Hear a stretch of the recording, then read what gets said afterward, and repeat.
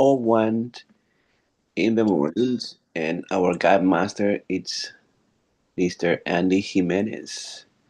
So get ready, wherever you are, and let's, let's do this just right now. Let's get this here over there. Hold on. And I'm gonna be sharing a new recording that he just sent right now. So get ready. And Hey family, my name is Andy Jimenez and I want to welcome you to our 5 a.m. Savers, a home for faith, health, fitness, and transformation. This is more than just another group. This is a place where we can grow together physically, spiritually, and emotionally. Whether you've just started your 5 a.m. Savers journey or you've been with us for a while, I want you to know you belong here. The theme of today is this: the power of renewing your mind.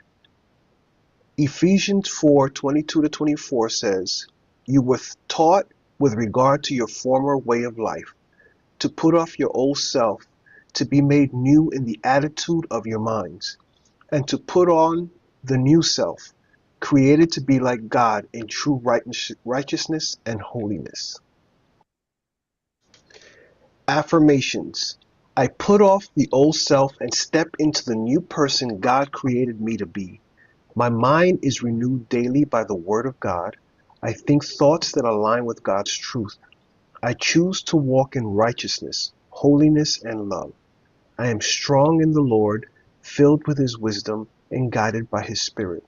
My past does not define me. My renewed mind in Christ shapes my future. Repeat after me. I am disciplined. I am focused. I I am, am strong. I am strong. Let's transition over to visualization. Close your eyes and imagine yourself taking off a heavy coat. The coat represents your old thoughts, fears, and habits. Now, picture yourself putting on a radiant, pure robe that represents your new life. See yourself walking through your day with clarity, peace, and purpose. Visualize each interaction, decision, and challenge being met with a renewed mind filled with God's wisdom. Feel the confidence, the joy, and the strength that comes from walking in this new identity. Now, as we transition into our time of silence, let's take a deep breath. Inhale God's peace. Exhale any old thoughts or anxieties. For the next few moments, rest in the presence of God. Let your mind.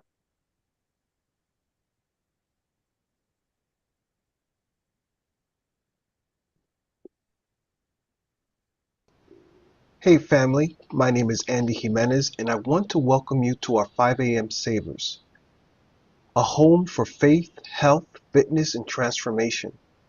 This is more than just another group. This is a place where we can grow together physically, spiritually, and emotionally. hold on. Let your mind be still and open to His renewing work. As you sit in silence, ask Him to reveal any areas of your thinking that need to change. Allow His Spirit to gently transform your thoughts, replacing lies with truth, fear with faith, and doubt with confidence in Him.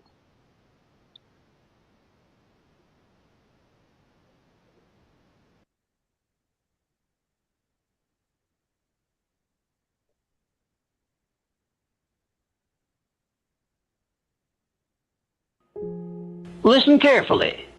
If you want to turn your life around, you must first be willing to burn the old you to the ground. You cannot drag your past self into your future and expect transformation. A man cannot become something new while protecting everything old. The moment you decide to rise into the life you are meant to live, you must declare war on every habit, belief, and identity that has kept you small. Most people never do this because they cling to familiarity. They keep the same friends who speak the same doubts. They keep the same routines that produce the same failures. They keep the same stories about why they are where they are. And then they wonder why their life does not change. You must understand your future is expensive. It will cost you your comfort. It will cost you your excuses. It will cost you the luxury of blaming anything outside of yourself. You must be willing to sacrifice the man you have been for the man you must become. This is not a gentle process. Transformation is not for the man who wants comfort more than freedom. It is for the man who is willing to stand in the fire and allow it to consume everything weak, dishonest, and undisciplined within him. Ask yourself this question right now. If I died today, would I be satisfied with the man I am? If the answer is no, then you must decide today that the old you dies here. Not tomorrow. Not when conditions are better. Now. You cannot negotiate with the old you. You cannot reason with him. You must destroy him. Because the old you will sabotage every step you take toward greatness. He will whisper in your mind when things get uncomfortable. Go back to the familiar. Stop pushing.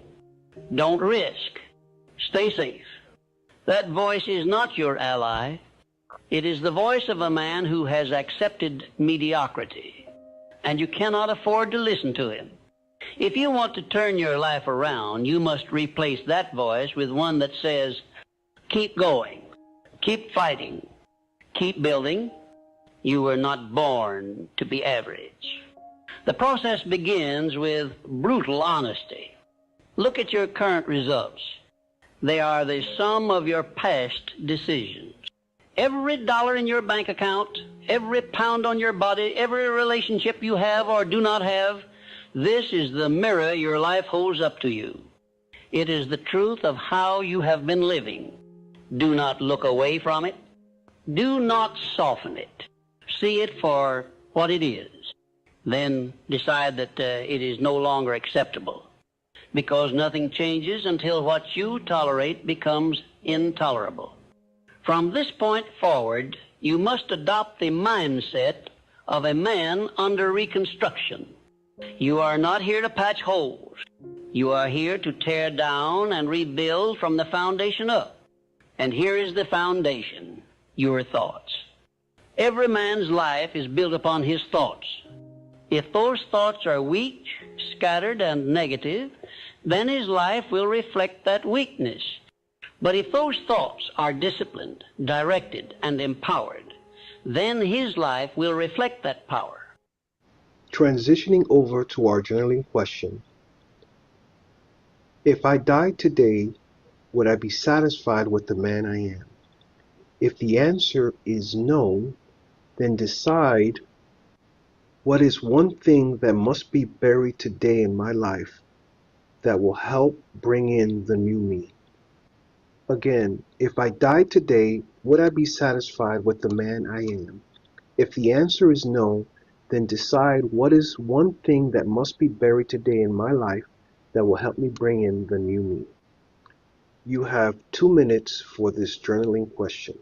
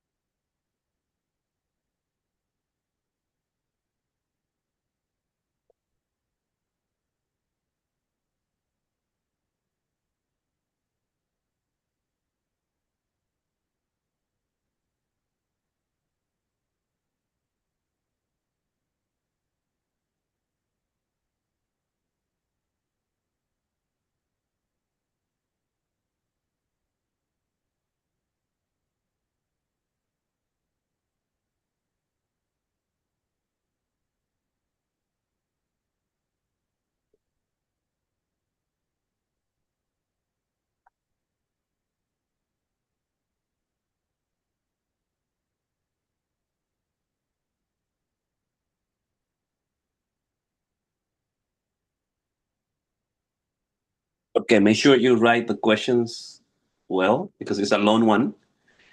And then, so I will turn on the recording. But at the beginning, if I die today, would I be satisfied with the man I am? If the answer is no, then decide what is one thing you most value today in my life that will help bring in the new me. So the 2 minutes start right now. It's a scribing exercise. This is writing and scribing. When you answer the questions, we're gonna read one sentence, one word, one paragraph of the answer. So the exercise that you can journal every day is something. One sentence, one paragraph, one thought, one idea, anything. Okay?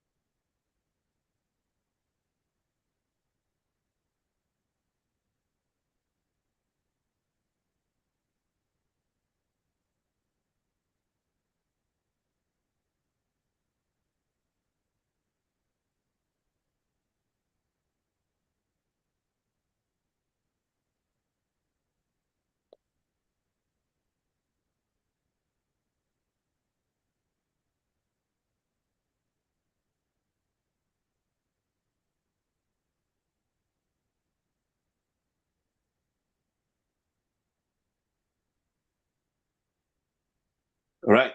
So this is Mr. Andy Jimenez, and this is the savers he put on for us. So let's go to the scribing portion of. All right. So let's go into the scribing. Okay, if I die today, would I be satisfied with the man I am or the woman I am? If the answer is no, then decide what is one thing that must be buried, that most buried today in my life that will help bring in the new me. For me, is the ego and build a routine, a consistent routine about eating and fasting, sustained in time,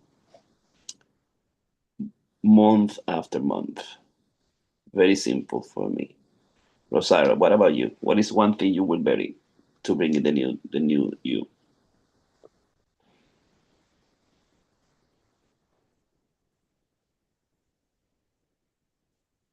Unmute.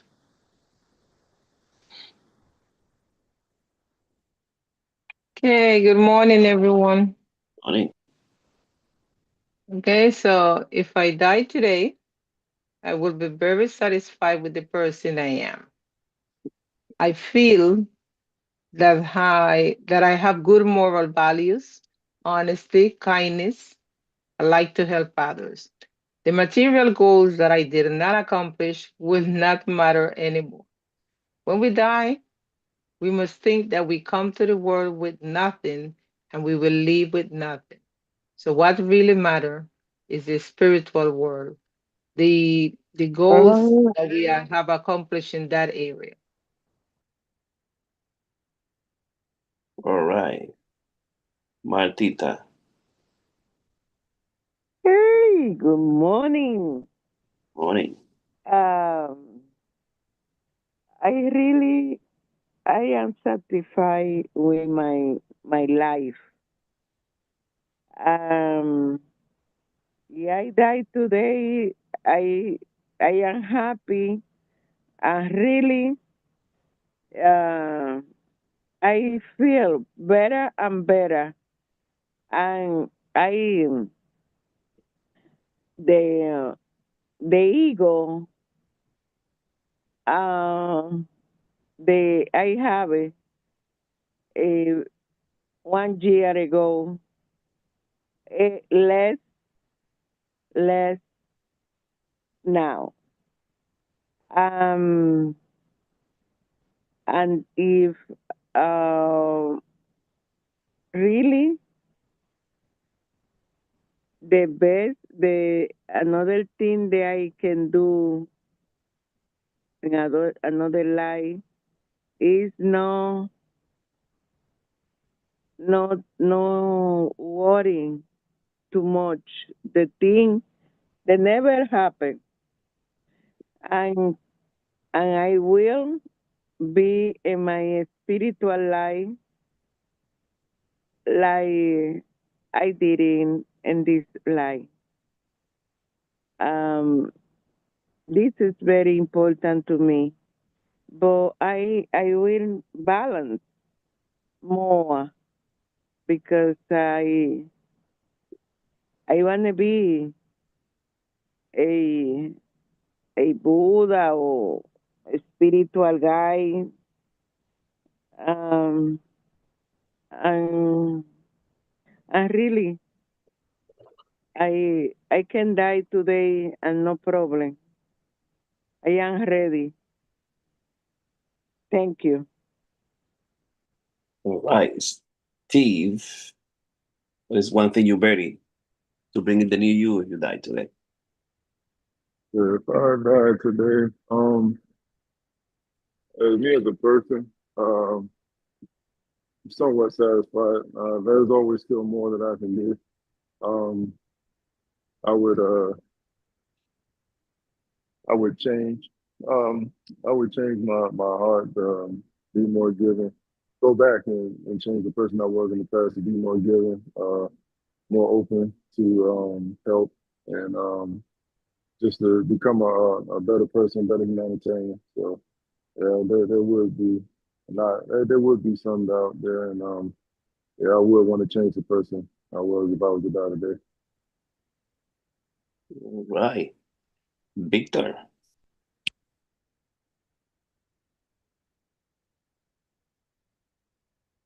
Good morning from a side street in Tampa by the airport. Whoa. Um, Nice. on my way to return my car and get home. So this was I went back and forth because I am very satisfied with myself. But where I've landed is that we are a work in progress, and so I went for the latter, which is that if I were to die, if I were to die today, the part of me that needs to act, that actually needs to die is to enable the better me, and that is it's to bury the one that finds comfort in not finishing things that I start. I often get very excited about ideas and projects, and then I stall because of busyness or lost interest, only to pursue them at a time where the idea is no longer relevant, possible, or harder. I need to continue to be bold and seize opportunities on the right timing. Thank you. All right. Good. Lord. All right. Let's go there. Let's go there to law number 36. Disdain things you cannot have.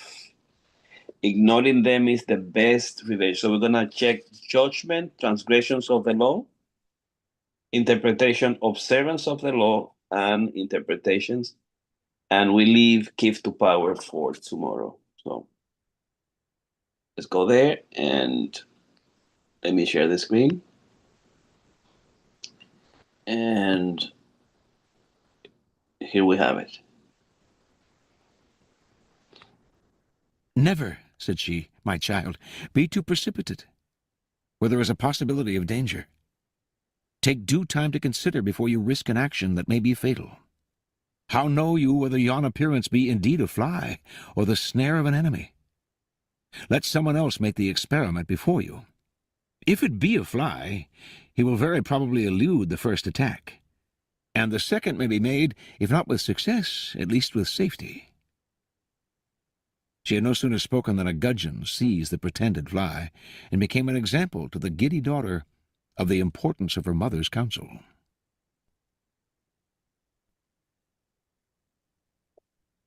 The 36th Law. Disdain things you cannot have.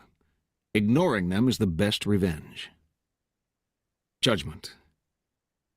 By acknowledging a petty problem, you give it existence and credibility. The more attention you pay an enemy, the stronger you make him. And a small mistake is often made worse and more visible when you try to fix it. It is sometimes best to leave things alone. If there is something you want but cannot have, show contempt for it. The less interest you reveal, the more superior you seem. Transgression of the law. The Mexican rebel leader Pancho Villa started out as the chief of a gang of bandits. But after revolution broke out in Mexico in 1910, he became a kind of folk hero, robbing trains and giving the money to the poor, leading daring raids and charming the ladies with romantic escapades. His exploits fascinated Americans. He seemed a man from another era, part Robin Hood, part Don Juan. After a few years of bitter fighting, however, General Carranza emerged as the victor in the revolution. The defeated Villa and his troops went back home to the northern state of Chihuahua. His army dwindled, and he turned to banditry again, damaging his popularity. Finally, perhaps out of desperation, he began to rail against the United States, the gringos, whom he blamed for his troubles. In March of 1916, Pancho Villa raided Columbus, New Mexico. Rampaging through the town, he and his gang killed 17 American soldiers and civilians. President Woodrow Wilson, like many Americans, had admired Villa. Now, however, the bandit needed to be punished. Wilson's advisers urged him to send troops into Mexico to capture Villa. For a power as large as the United States, they argued, not to strike back at an army that had invaded its territory would send the worst kind of signal. Furthermore, they continued, many Americans saw Wilson as a pacifist, a principle the public doubted as a response to violence. He needed to prove his mettle and manliness by ordering the use of force. The pressure on Wilson was strong, and before the month was out, with the approval of the Carranza government, he sent an army of 10,000 soldiers to capture Pancho Villa. The venture was called the Punitive Expedition, and its leader was the dashing General John J. Pershing. who had defeated guerrillas in the Philippines and Native Americans in the American Southwest. Certainly Pershing could find and overpower Pancho Villa. The punitive expedition became a sensational story, and carloads of U.S. reporters followed Pershing into action. The campaign, they wrote, would be a test of American power. The soldiers carried the latest in weaponry, communicated by radio, and were supported by reconnaissance from the air. In the first few months, the troops split up into small units to comb the wilds of northern Mexico. The Americans offered a $50,000 reward for information leading to Villa's capture. But the Mexican people, who had been disillusioned with Villa when he had returned to banditry, now idolized him for facing this mighty American army. They began to give Pershing false leads. Villa had been seen in this village or in that mountain hideaway. Airplanes would be dispatched, troops would scurry after them, and no one would ever see him. The wily bandit seemed to be always one step ahead of the American military. By the summer of that year, the expedition had swelled to 123,000 men. They suffered through the stultifying heat, the mosquitoes, the wild terrain. Trudging over a countryside in which they were already resented, they infuriated both the local people and the Mexican government. At one point, Pancho Villa hid in a mountain cave to recover from a gunshot wound he received in a skirmish with the Mexican army. Looking down from his eyrie, he could watch Pershing lead the exhausted American troops back and forth across the mountains, never getting any closer to their goal. All the way into winter, Villa played his cat-and-mouse game. Americans came to see the affair as a kind of slapstick farce. In fact, they began to admire Villa again, respecting his resourcefulness in eluding a superior force. In January of 1917, Wilson finally ordered Pershing's withdrawal. As the troops made their way back to American territory, rebel forces pursued them, forcing the U.S. Army to use airplanes to protect its rear flanks. The punitive expedition was being punished itself. It had turned into a retreat of the most humiliating sort. Interpretation. Woodrow Wilson organized the punitive expedition as a show of force. He would teach Pancho Villa a lesson, and in the process show the world that no one, large or small, could attack the mighty United States and get away with it. The expedition would be over in a few weeks, and Villa would be forgotten. That was not how it played out. The longer the expedition took, the more it focused attention on the Americans' incompetence and on Villa's cleverness. Soon what was forgotten was not Villa, but the raid that had started it all. As a minor annoyance became an international embarrassment, and the enraged Americans dispatched more troops, the imbalance between the size of the pursuer and the size of the pursued, who still managed to stay free, made the affair a joke. And in the end, this white elephant of an army had to lumber out of Mexico humiliated. The punitive expedition did the opposite of what it set out to do. It left Villa not only free, but more popular than ever. What could Wilson have done differently? He could have pressured the Carranza government to catch Villa for him. Alternatively, since many Mexicans had tired of Villa before the punitive expedition began, he could have worked quietly with them and won their support for a much smaller raid to capture the bandit. He could have organized a trap on the American side of the border, anticipating the next raid. Or he could have ignored the matter altogether for the time being, waiting for the Mexicans themselves to do away with Villa of their own accord. Remember, you choose to let things bother you. You can just as easily choose to not notice the irritating offender, to consider the matter trivial and unworthy of your interest. That is the powerful move. What you do not react to cannot drag you down in a futile engagement. Your pride is not involved. The best lesson you can teach an irritating gnat is to consign it to oblivion by ignoring it. If it is impossible to ignore, Pancho Villa had in fact killed American citizens, then conspire in secret to do away with it, but never inadvertently draw attention to the bothersome insect that will go away or die on its own. If you waste time and energy in such entanglements, it is your own fault. Learn to play the card of disdain and turn your back on what cannot harm you in the long run. As Pancho Villa said, just think, it cost your government $130 million to try to get me. I took them over rough, hilly country, Sometimes for 50 miles at a stretch they had no water. They had nothing but the sun and mosquitoes, and nothing was gained. Observance of the law. In the year 1527, King Henry VIII of England decided he had to find a way to get rid of his wife, Catherine of Aragon. Catherine had failed to produce a son, a male heir, who would ensure the continuance of his dynasty. And Henry thought he knew why. He had read in the Bible the passage, "And if a man shall take his brother's wife, it is an unclean thing. He hath uncovered his brother's nakedness. They shall be childless." Before marrying Henry, Catherine had married his older brother Arthur. But Arthur had died 5 months later. Henry had waited an appropriate time, then had married his brother's widow. Catherine was the daughter of King Ferdinand and Queen Isabella of Spain, and by marrying her, Henry had kept alive a valuable alliance. Now, however, Catherine had to assure him that her brief marriage with Arthur had never been consummated. Otherwise, Henry would view their relationship as incestuous, and their marriage as null and void. Catherine insisted that she had remained a virgin through her marriage to Arthur, and Pope Clement VII supported her by giving his blessing to the union, which he could not have done had he considered it incestuous. Yet after years of marriage to Henry, Catherine had failed to produce a son, and in the early 1520s she had entered menopause. To the king this could only mean one thing. She had lied about her virginity. Their union was incestuous, and God had punished them. There was another reason why Henry wanted to get rid of Catherine. He had fallen in love with a younger woman, Anne Boleyn. Not only was he in love with her, but if he married her, he could still hope to sire a legitimate son.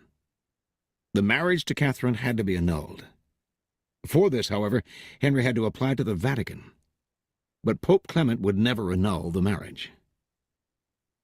By the summer of 1527, rumors spread throughout Europe that Henry was about to attempt the impossible, to annul his marriage against Clement's wishes.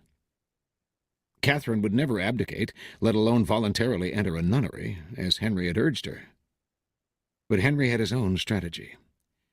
He stopped sleeping in the same bed with Catherine, since he considered her his sister-in-law, not his lawful wife.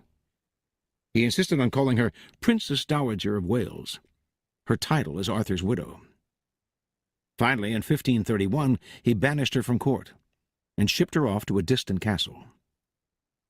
The Pope ordered him to return her to court on pain of excommunication, the most severe penalty a Catholic could suffer.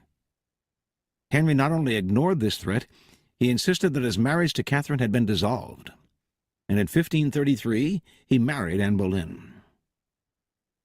Clement refused to recognize the marriage, but Henry did not care. He no longer recognized the Pope's authority and proceeded to break with the Roman Catholic Church, establishing the Church of England in its stead, with the king as the head of the new church. And so, not surprisingly, the newly formed Church of England proclaimed Anne Boleyn England's rightful queen. The Pope tried every threat in the book, but nothing worked. Henry simply ignored him. Clement fumed. No one had ever treated him so contemptuously. Henry had humiliated him, and he had no power of recourse. Even excommunication, which he constantly threatened but never carried out, would no longer matter. Catherine, too, felt the devastating sting of Henry's disdain. She tried to fight back, but in appealing to Henry, her words fell on deaf ears, and soon they fell on no one's. Isolated from the court, ignored by the king, mad with anger and frustration, Catherine slowly deteriorated and finally died in January of 1536 from a cancerous tumor of the heart. Interpretation. When you pay attention to a person, the two of you become partners of sorts, each moving in step to the actions and reactions of the other. In the process, you lose your initiative. It is the dynamic of all interactions. By acknowledging other people, even if only to fight with them, you open yourself to their influence. Had Henry locked horns with Catherine, he would have found himself mired in endless arguments that would have weakened his resolve and eventually worn him down. Catherine was a strong, stubborn woman. Had he set out to convince Clement to change his verdict on the marriage's validity, or tried to compromise and negotiate with him, he would have gotten bogged down in Clement's favorite tactic, playing for time, promising flexibility, but actually getting what popes always got, their way. Henry would have none of this. He played a devastating power game. Total disdain. By ignoring people, you cancel them out. This unsettles and infuriates them. But since they have no dealings with you, there's nothing they can do. This is the offensive aspect of the law. Playing the card of contempt is immensely powerful, for it lets you determine the conditions of the conflict. The war is waged on your terms. This is the ultimate power pose. You are the king, and you ignore what offends you. Watch how this tactic infuriates people. Half of what they do is to get your attention, and when you withhold it from them, they flounder in frustration. As Idris Shaw says in Caravan of Dreams, man, kick him, he'll forgive you. Flatter him, he may or may not see through you. But ignore him, and he'll hate you. All right. Keys to power is in Caravan. You ignore what offends. Let's stop it right there.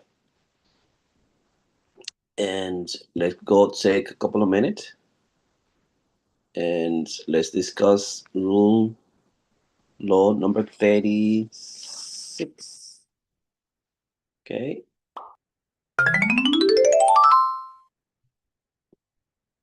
Okay, 451, continue. And if you haven't done exercise, just wake up, stand up, move a little.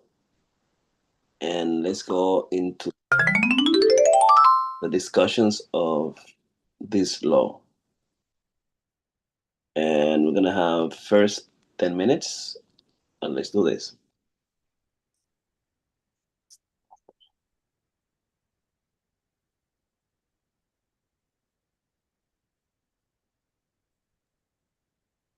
So, law of disdain on things you cannot obtain, so you ignore them. So this is kind of like what some of us did as children. We might have seen like kids that might have had ice cream or had stuff that we wanted or that we wanted to obtain, but our parents told us no, or they couldn't afford it or they couldn't get it. So instead of or you might have been mad or upset, and instead to make yourself feel better, you just ignore it. Like, oh, well, I didn't want that anyway. I didn't need that anyway. I don't care about that. Those shoes are ugly. I'll get some better ice cream cone somewhere else. So it's all about making yourself feel better. And even as adults, I've seen people do this as adults, and then I've done it. I've done this as myself as an adult. And just in the workforce, you know, you might wanted a promotion or a job or something that you were qualified for, and yet they gave it to somebody else. So you might feel a little disdain about that, and you're like, well, I didn't want that job anyway, or just make yourself feel better about the situation. And really deep down that you really wanted that. So that's my take on that. Yeah, I love the reference here of, don't let what you can't have control you, control your emotions, your actions. I think publicly saying you don't want it gives you empowerment. So what you can't have loses power over you, and in the moment you act like that, it doesn't impact you the same way. But you see this in life, in at work, in promotions, in relationships, and people you're chasing after all the time, and it's like she's not paying any attention to you. Leave it alone. And no, I'm going to try one more time. So it's real, and it's a good lesson to transition and move on. My comments today won't be so deep. They're going to be funny. Um, leave that last French fry alone, right? The ketchup will certainly land on your shirt, right? Um, my parents, I had an aunt who would say that if you didn't fill yourself eating from your plate, you're certainly not going to fill yourself licking it, right? You know, you try to keep your clothes clean when you're eating, and you know, you got that one little grain of rice, you got that one little last spoonful, and when you go for it, it inevitably always lands on your clothes. What are you eating there? It's the French fries. They're killers, man. You know, that last little French fry stuck in the ketchup at the bottom of the little tub there, right? You go for that one little fry, you're digging for it and digging for it and digging for it, and finally you finally get it. And it's like in an awkward position in your finger, and you think, oh, I can just bridge this across real quickly to my mouth, and as soon as you go halfway, bloop, right onto the shirt.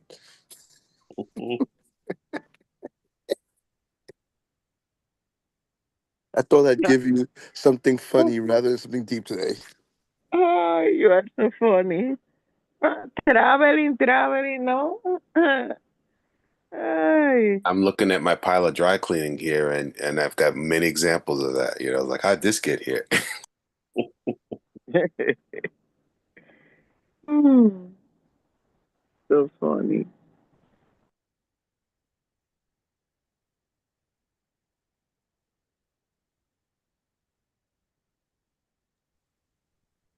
It got there because it's hard to throw away that tub with that one French fry in it.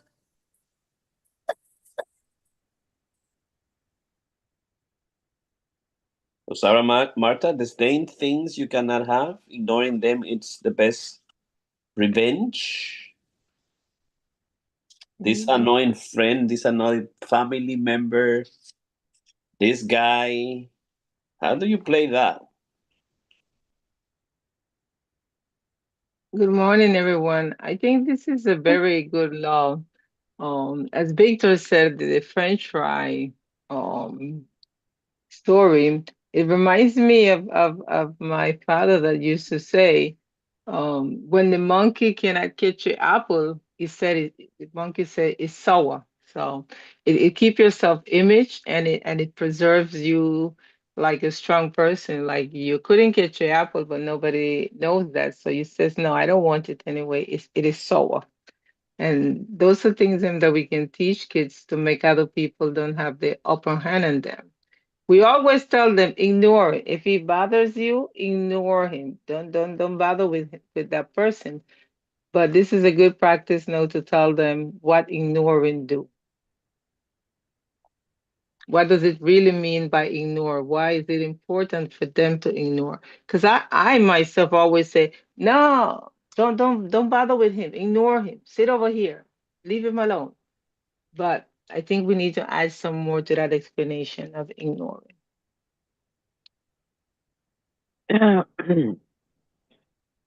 uh,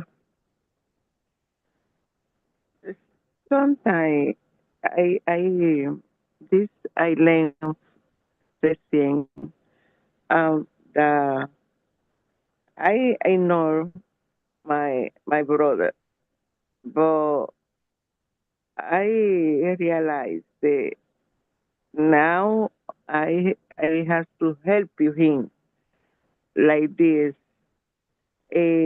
I very careful for letting open uh, what I wanted he see for here her he helping for the and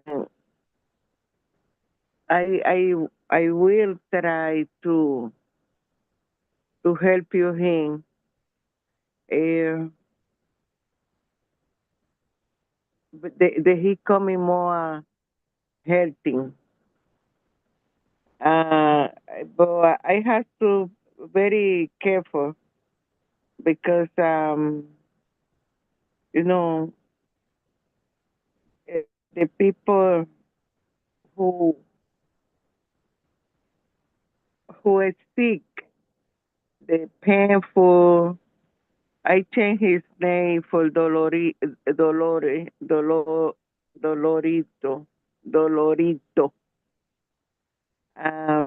You know, the most uh, problem beginning in the mind, and I have to say the last French fry. He is my last French fry, and be careful, and also enjoy what I want to help you him. I say, I help you too many people to work, become,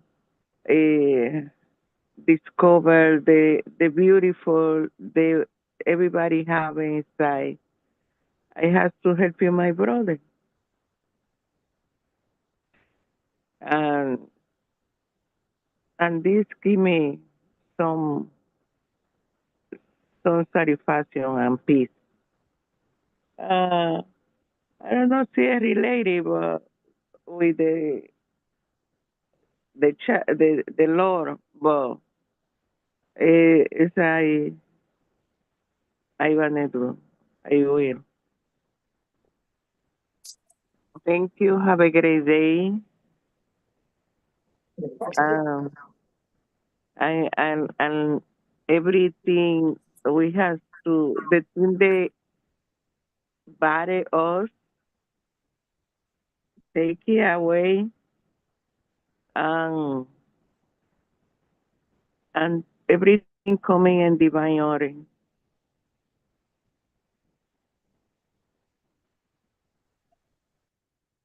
Just wanted to add one more thing. I think that the one place where this does not apply, right, is when it comes to dealing with children that you're raising.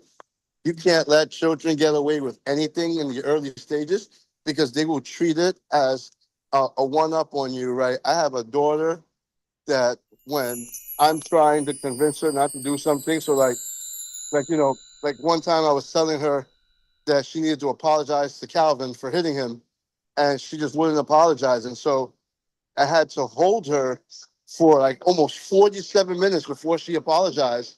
And I knew that if I didn't last, I was going to be there all day with her. If I didn't do that, she was going to think it was okay to hit him and get away with it. So sometimes, you do have to, I just want to point out that sometimes you do need to address petty things because of things like that. Like losing that little battle could probably impact her life.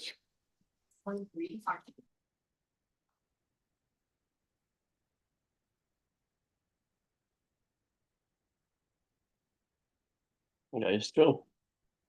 Ignoring is a powerful thing. Ignoring people, it's dramatic. It's contempt. It's oblivion. You know, any if you've done that to friends, family.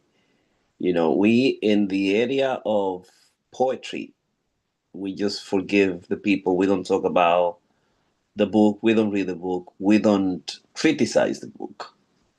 We just forgive those writers that we like secretly admire, love, and they are petulant or arrogant. You simply ignore. What's the value of the 80s, and we rebelled against them, and we created the meta poetry movement in terms of you're talking to whatever it is that you want, you love, things like that. But the 80s in poetry was a group of poets who were really great, you know, well educated in college, and they create a group on their own. They only spoke about themselves and their group of writers. Most people, you know, rebelled about that, get rebellious, and created a lot of schools or movement at that time, um, because they were good and they were unique and they only worked to themselves. And it somehow created open wounds, but made other people do what they have to do. Forget about the 80s and just do what you have to do yourself. Create your tribe, create your group, and move on. Because once you're not considered, you are forgotten. That's what it is. You have to move on. You have to do your own thing. But it's a painful process, and sometimes you have to do that with friends, with family. That you have to simply remove them from your life. Many things, many thoughts, many traumas. Sometimes it's very difficult to remove, but you have to get them out and and move on and get strong and pray and meditate about the good stuff. The image is the tiny wound. It is small but painful and irritating. You try all sorts of medicaments. You complain, you scratch and pick up the scab. Doctors only make it worse, transforming the tiny wound into a grave matter. If only you have left the wound alone, letting time heal heal it, and freeing yourselves of worry. So the image that he took, it's the tiny wound. So anyone want to have the last word before we let everybody want go?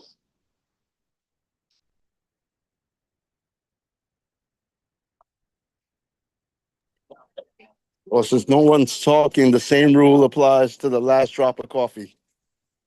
Uh-huh. With a little sugar in there. All right, guys. So law 36, the same things you cannot have. Ignore them is the best revenge. And we have it for tomorrow, Kids to Power. And let's stop it right here. And see you tomorrow morning. Continue. Blessed Bye. day, everybody. Bye bye. Bye. Safe trip. Safe trip. Have a safe trip.